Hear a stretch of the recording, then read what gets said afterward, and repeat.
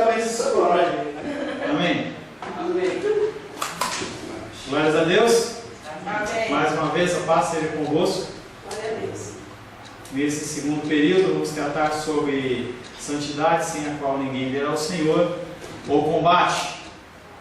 Semana passada falamos que esse combate é um combate diferente, porque é um combate que ele nasce da nossa necessidade, e não de forças terrenas e externas. Falamos que nós não podemos estar neutros e impassíveis, não querer fazer nada em relação ao combate. Falamos que o adversário nosso, ao qual nós temos que combater, ele não respeita feriados. Ele ataca no feriado também. Ele age todo o tempo todo. O mais triste é que nós vemos a grande maioria dos cristãos numa vida regalada, sem nenhum tipo de dificuldade, achando que está tudo certo. Satanás, seus demônios, o mundo, ele ataca aqueles que não são dele. Aquelas pessoas que estão dentro da igreja e não tem nenhum tipo de dificuldade, algo está errado. Detectamos lá no fundo do nosso coração um conflito espiritual em andamento. Se você percebe que no teu coração há algo de errado, se você se sentimos algo da carne, lutar contra o espírito, eu quero fazer algo que Deus comanda e eu não consigo. Se Deus fala, não faça, e você luta para você não fazer, por mais que pareça controverso, é um ótimo sinal, porque quer dizer que você está vivo espiritualmente. As pessoas que estão mortas, elas não sentem mais nada. O irmão Cláudio falou assim, eu acho que eu estou quase morrendo, estou indo para a morte, sabe o que ele falou? O senhor falou que está quase morrendo, né? Quero morrer logo, eu estou morrendo. Na verdade, nós todos estamos morrendo. Mas se o Senhor está sentindo incômodos, dores no joelho, quer dizer porque o Senhor está vivo. Espiritualmente a mesma coisa. Se você não sente lutas no seu coração, é porque você está morto. Seu coração está tão endurecido que você não sente mais nada. Quantas pessoas vivem assim?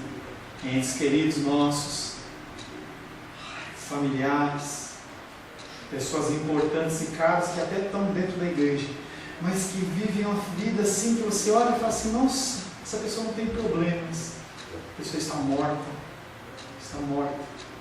Não quer dizer que a gente tem que ficar procurando muita dificuldade, mas o símbolo de um cristão é que há lutas. Qualquer coisa é melhor do que a apatia. E o Senhor lá na igreja de Laodiceia, no Apocalipse, ele diz, era melhor que você fosse quente, ou melhor que você fosse frio. Mas a partir do momento em que você está morno, eu estou pronto a vomitar você. Ele está falando daqueles que acham que são e não são. Eles acham que são muito espirituais e não são. E o Senhor fala não para o frio espiritual, não aquele que não conhece a Cristo, mas aquele que conhece e não vive. Eu estou pronto a vomitar você. Um filho de Deus caracteriza-se por 2 sinais.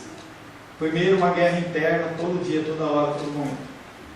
E a outra, uma paz em Cristo em relação às suas lutas. Você consegue identificar as lutas e dificuldades, mas há no seu coração a paz. O verdadeiro cristianismo é um grande combate de fé. Quanto a esse fator, o combate cristão é inteiramente diferente dos conflitos deste mundo. Os conflitos deste mundo, eles são medidos através de braços fortes. A gente vê lutas na televisão, ou times de futebol, ou mesmo pessoas tentando invadir outros lugares.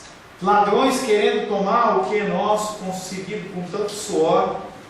E esses conflitos, eles são bem diferentes dos conflitos espirituais, porque eles não dependem de um braço forte. Ele não depende de você ter um olho rápido, de você ser esperto, ou você estar sempre ali. Não depende da ligeireza dos seus pés. Você está andando e você percebe que tem alguém seguindo um ladrão, aí você apressa o passo para você entrar numa região de segurança.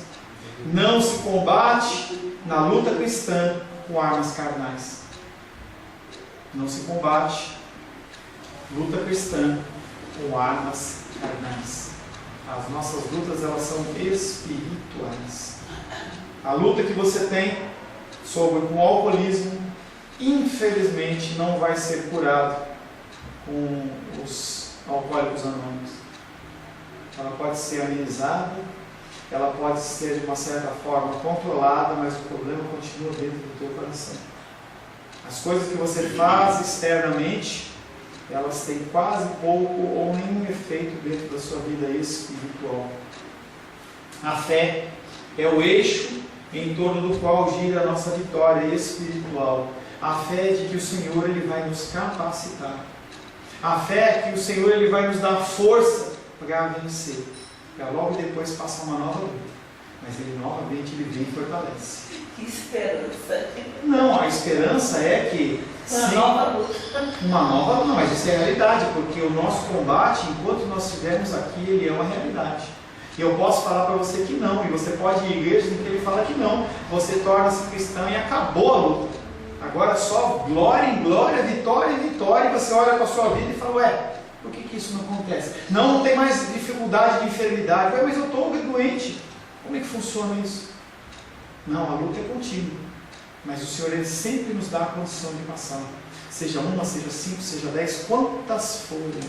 E Ele não permite que aquela tentação, aquela luta, aquela dificuldade chegue a ser suficiente para você cair no chão e não levantar mais.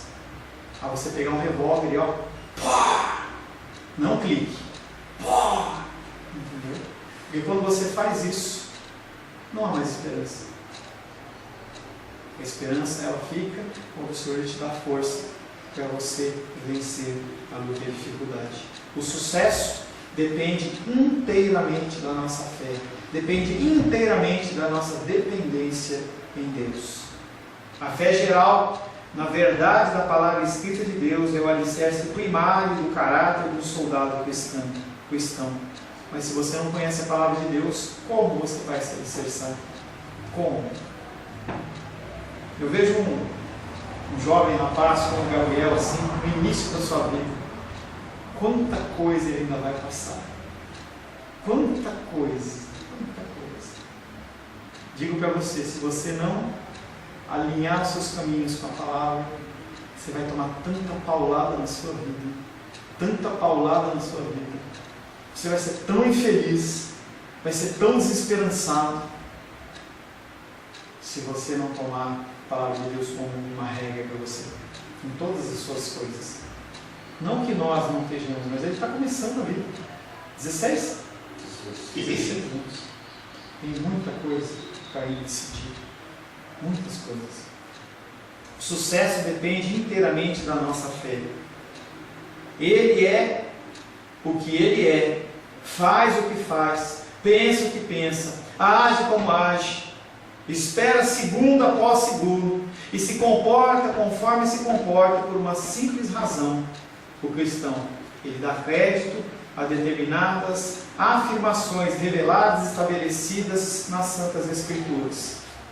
A pessoa, o cristão, ele age desta maneira, da maneira que ele age, porque ele acredita naquilo que ele ouve, naquilo que ele lê. A gente está vendo, já falei isso, glórias a Deus que choveu bastantão essa semana, tomara que Deus continue mandando chuva para encher o reservatório lá, mas a palavra de Deus diz que as coisas básicas não vão nos faltar. É uma certeza que o cristão tem que ter. Nós temos responsabilidade de não gastar água, de tratar as coisas da natureza com respeito, com zelo, mas não vai faltar. Não vai faltar o alimento, porque quem prometeu? Ele, não é a Caesb que disse que fez lá uma obra e aí você não vai ter mais problema, não.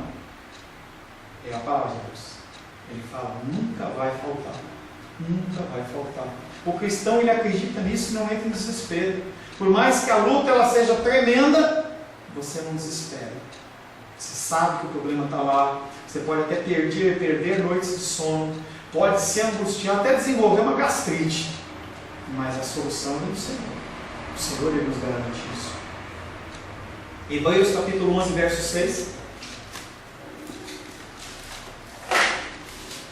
Irmão Cláudio, Hebreus capítulo 11, verso 6, por favor.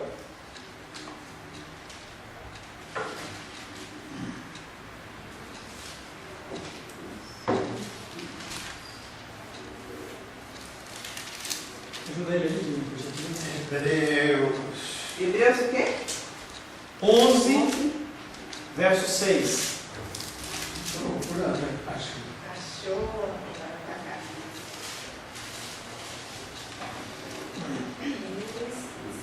Ora sem fé. Obrigado.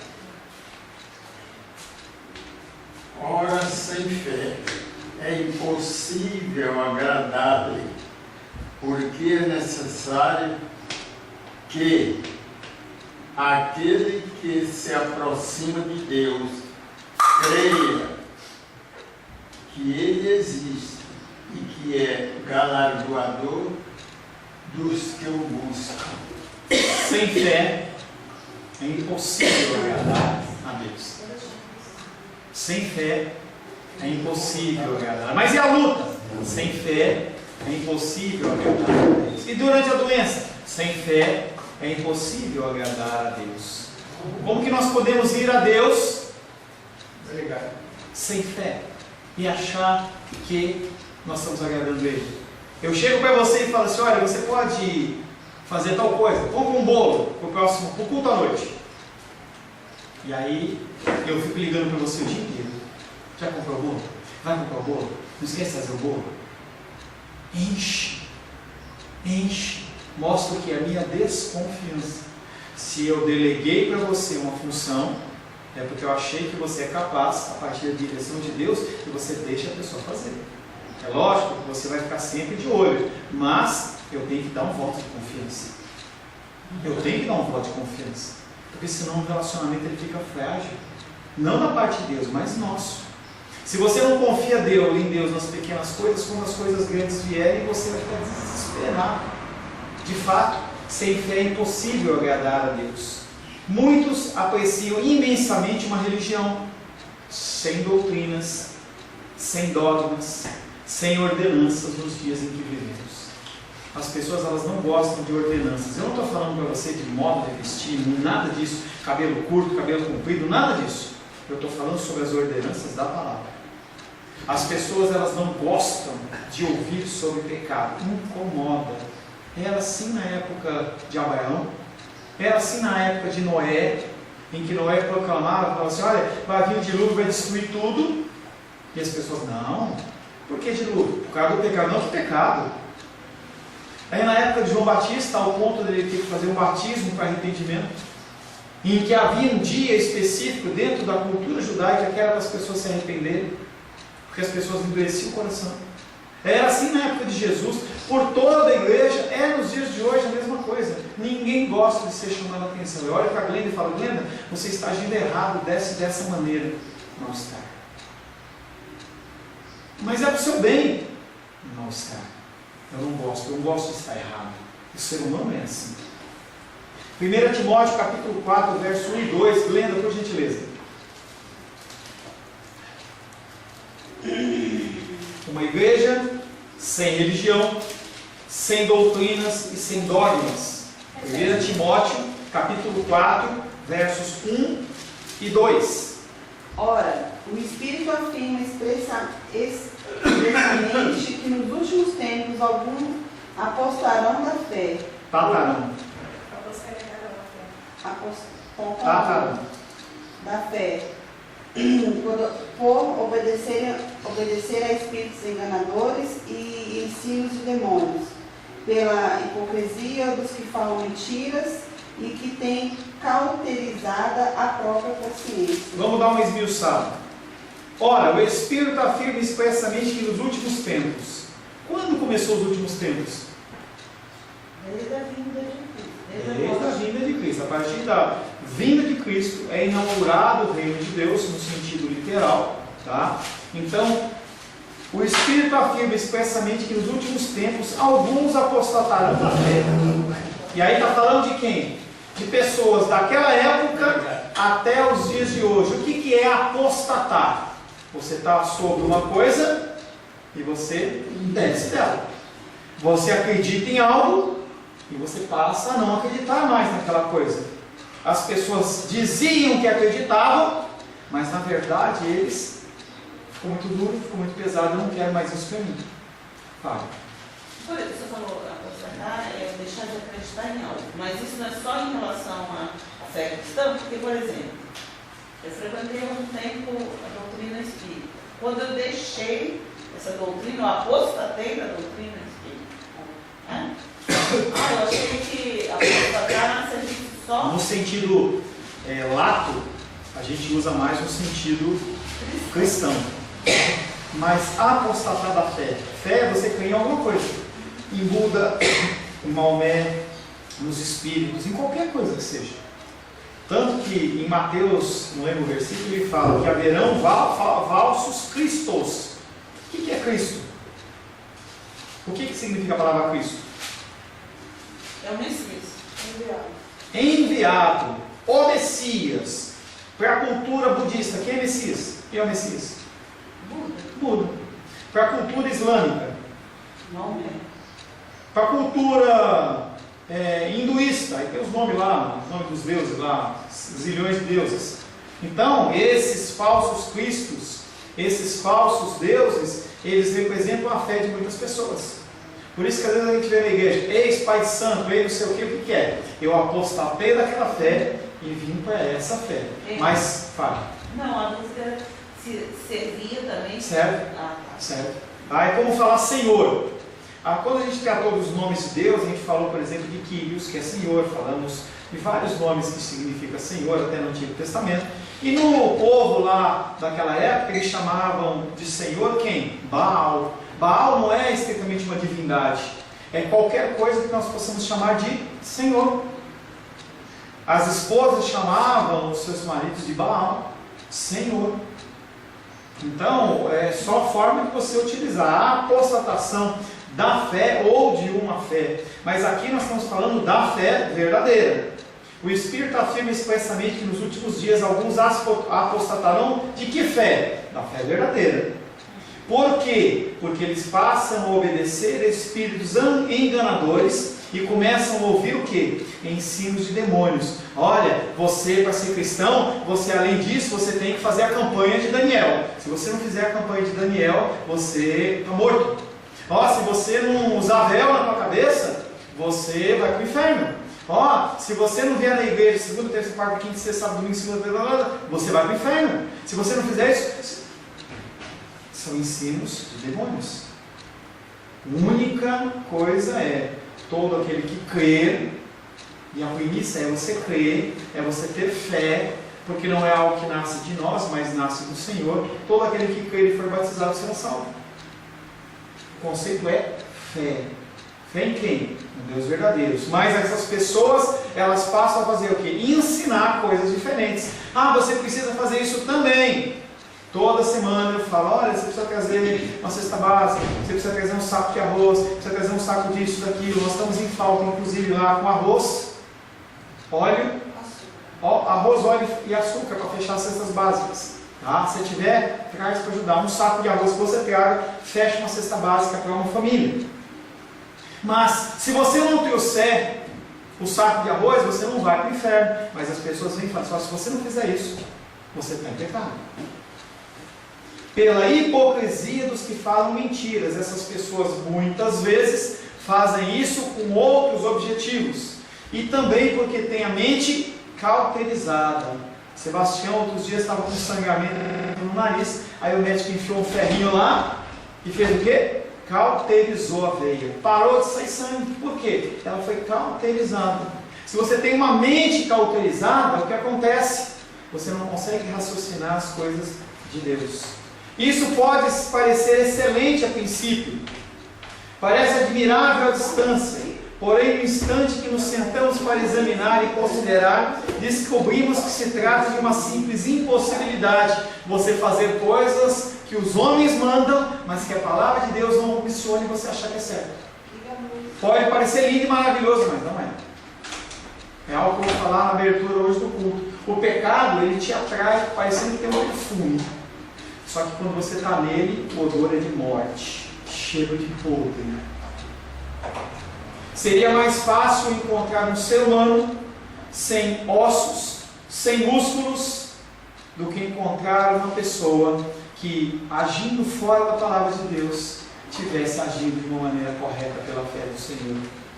Nenhuma pessoa jamais será ou fará alguma coisa na religião, a menos que creia em alguma coisa. No caso de crentes autênticos, a fé é a própria espinha de sua existência espiritual. Sem a espinha, o que acontece com o nosso corpo? Ele não tem sustentação. A fé é essa espinha.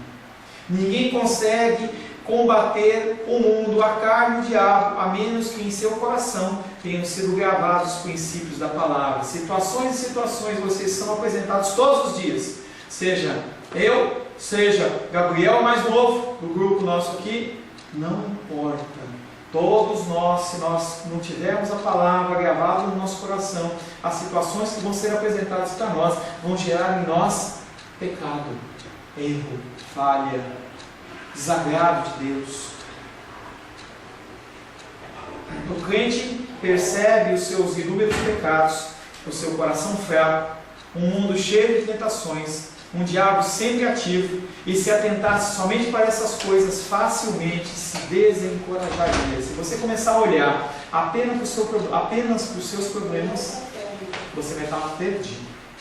Se você não conseguir olhar para a cruz, onde está a nossa solução, nós estamos perdidos. As pessoas, elas se matam, perdem a esperança, ficam jogadas na cama, em todo quanto é lugar, porque não tem esperança. Todavia, também contempla um poderoso Salvador, que por ele intercede, um Salvador que com ele simpatiza. Contempla o seu sangue, a sua justiça, o seu eterno sacerdócio, e acredita que tudo isso lhe pertence. E vê a Jesus e descansa nele com todo o seu fardo. Contemplando, o crente continua lutando animadamente, com a mais plena confiança de que será mais do que vencedor. Romanos 8:37.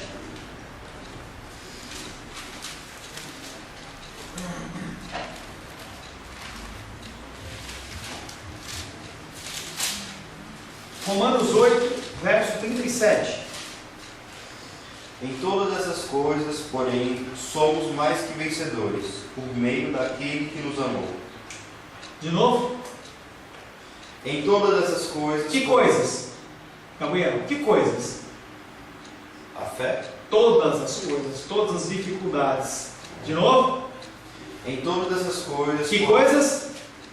As dificuldades. Dificuldades. Continua.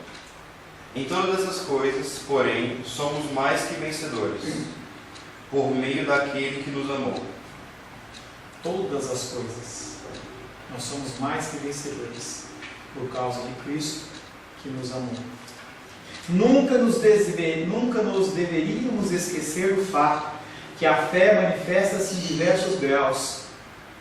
Nem todos os homens confiam da mesma maneira, e até mesmo uma mesma pessoa tem altos e baixos no fluxo da sua fé, crendo mais profundamente em certas ocasiões do que outras. Você tem que entender que a nossa vida ela é uma vida de altos e baixos. Quanto menos você tiver essas oscilações, vou lá em cima que nem uma montanha russa, e vou lá embaixo no mais profundo, quanto mais você reduzir isso, mais a sua vida vai ser tranquila. Essas oscilações elas nos corrompem. Essas oscilações nos corroem, porque nós temos altos e baixos, altos e baixos. Deram até nome para isso, deram nome para o pecado que chama-se bipolaridade. Algo que não é constatado biologicamente através de nenhum tipo de exame. Altos e baixos nós temos, todo ser humano tem.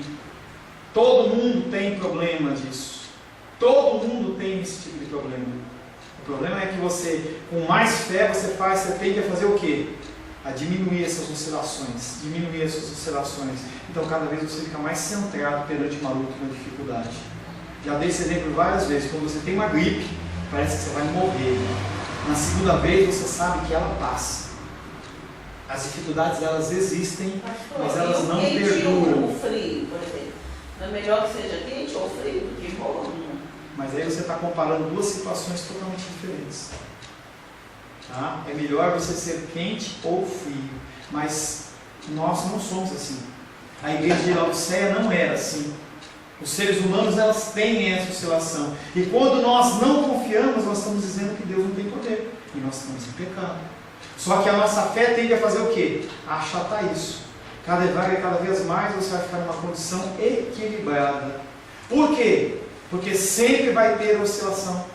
Nós sempre vamos duvidar. Sempre vai ter uma dor maior. Sempre vai ter uma enfermidade maior. Sempre vai ter uma dificuldade financeira maior. Sempre vai ter alguém que vai nos magoar de uma maneira mais forte e nos abala.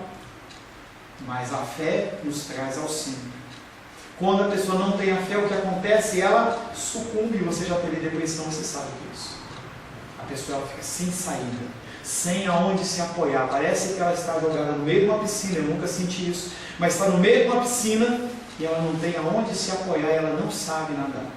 Se alguém não estender a mão para ela, já é. Nunca nos deveríamos esquecer do fato que a fé manifesta-se em diversos graus. Nós temos altos e baixos. De conformidade com a intensidade da nossa fé, o crente luta bem ou mal, obtém vitórias ou sofre perdas. Sai-se triunfantes e as perdas ocasionais, porque a palavra de Deus diz que no fim nós somos vitoriosos. Sai-se triunfante ou perde alguma batalha. Quando você tem algum revés na sua vida, não quer dizer que você não é mais amado de Deus. Significa que você sofreu um revés na batalha. Você perdeu, mas não quer dizer que você perdeu a guerra como um todo. A guerra é composta de várias batalhas. Se você analisar a Primeira Guerra Mundial, a Segunda Guerra Mundial, você vai ver que tiveram vários focos. Tiveram focos da invasão de tal país, teve um foco do combate tal, teve um foco tal. E aí o que acontece é que esses combates eles vão sendo, que não como incêndio. Você vai apagando, parece que chega no principal, chega uma hora que você elimina ele. Aí acabou a guerra.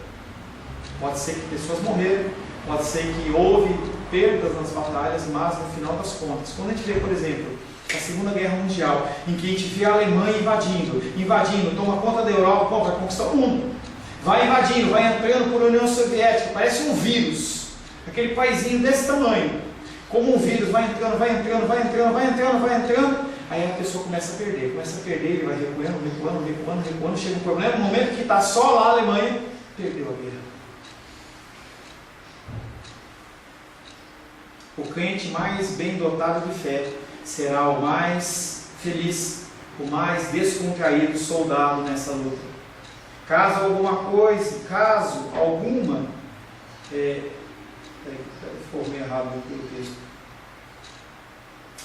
A fé é o escudo que apaga os nossos dardos inflamados, e nós vamos ler uma sequência de textos agora.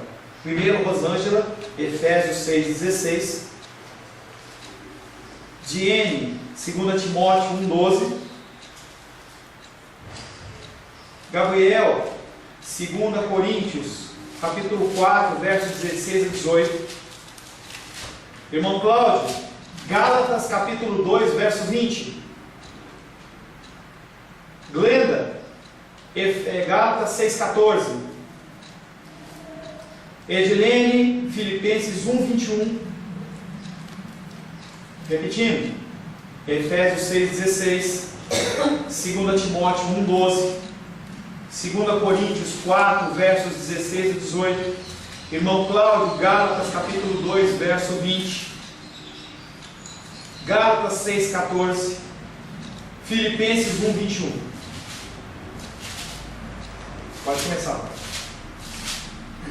Embraçando sempre o escudo da fé, com o qual podereis apagar todos os dardos inflamados do maligno. Há alguma forma de você apagar os dardos inflamados do maligno a não ser através do escudo da fé? Não.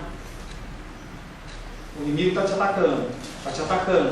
atacando, e você só defendendo, porque eu creio, eu sei que o Senhor me protege, Ele me guarda, Ele me protege, Ele me guarda. Achou? Ainda não, segurei. Mas não lê ainda não.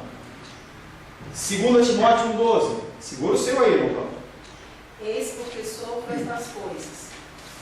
Todavia não me envergonho, porque eu sei que em quem depositei a minha fé, E estou certo de que Ele tem poder para guardar o meu depósito até aquele dia. Independente da luta e dificuldade, eu sei em quem tenho crido. Eu confio. Eu acredito. 2 Coríntios 4, 16 a 18. Por isso não desanimamos. Pelo contrário, mesmo que o nosso homem exterior se corrompa, contudo, o nosso homem interior se renova de dia a dia. Porque a nossa leve e momentânea tribulação produz para nós eterno peso de glória, acima de toda comparação. Não atentando-nos nas coisas que se veem, mas nas coisas que não se veem. Porque as coisas que se veem são temporais, e as coisas que não se veem são eternas. Porque a nossa leve e momentânea tribulação, as lutas que eu passo, que você passa, Ele produz em nós glória a Deus. A tua dor, a sua dificuldade, toda a sua espécie produz glória a Deus, porque você desanima, mas se levanta. Tropeça, cai, mas levanta. Não atentando para as coisas que se veem, mas nas coisas que não se veem. O que é isso? É a definição de fé. Eu estou passando por isso, consequência do meu pecado, mas eu sei que o Senhor vai me dar livramento. Eu não desanimo. Gálatas capítulo 2, verso 20, com Cláudio.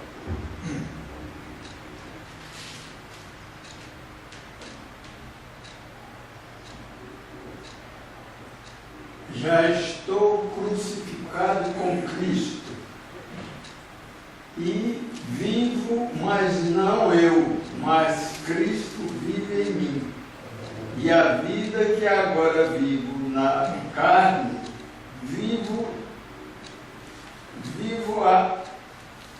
vivo-a na fé do Filho de Deus, o qual me amou e se entregou a si mesmo por mim. E aí o entendimento é: eu já estou crucificado com Cristo. Crucificado com Cristo é o que? Os meus pecados eles já foram lavados. Esperança. Eu sei que tenho crido. Eu sei que Ele vai fiel e justo. Eu sei que Ele vai guardar. Eu sei que Ele vai proteger. Manifestação da fé. Gálatas 6,14. Mas longe esteja de mim gloriar-me, senão na cruz do nosso Senhor Jesus Cristo, pela qual o mundo está crucificado para mim e eu para o mundo. Eu tenho lutas, tenho dificuldade e venço, mas não é pela minha força, não é porque eu fiz faculdade, não é porque eu sou inteligente, não é porque eu sou esperto, mas é porque o Senhor vence por mim. Longe de mim me gloriar, longe de mim puxar a glória para mim. Olha, eu que faço, é eu que consigo, eu que sou importante. Longe de mim fazer isso. Filipenses 1:21.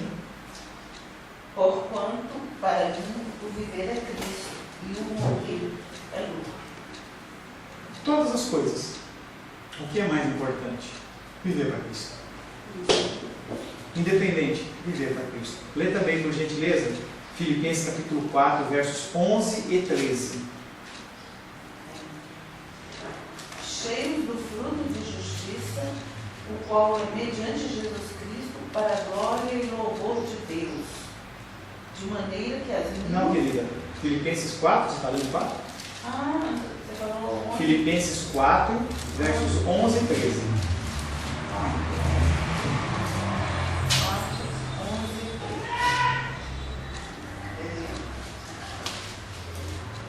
Digo isto não por causa da pobreza, porque aprendi a viver contente em toda e qualquer situação. 13. Tudo posso naquele que me fortalece. Por que o apóstolo Paulo ele conseguia viver em qualquer situação? Foi não, tá. Só pegando um gancho dessa mensagem, né? Assim, eu vejo, porque eu acho muito parecido, assim, eu vejo como uma continuação de um estudo que a gente teve outro dia na igreja, né? Sobre as adversidades, os problemas que a gente enfrenta, né? E tudo que a gente leu hoje, biblicamente falando, em todas as passagens, né, os referenciais, então mostra de uma maneira assim escatológica, uma esperança no Senhor, né? E é interessante que eu vou pegar aqui o trecho de Tiago, que ele fala, bem-aventurado o homem, 1:12. Bem-aventurado o homem que suporta com paciência a provação, porque uma vez provada receberá a coroa da vida, que o Senhor prometeu aos que o amam.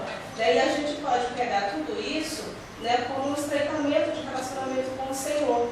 Né? Eu entendo dessa forma, né, e pego também lá as referências de Sermão do Monte, que é onde fala quando a gente tem que ser feliz em todas essas tribulações.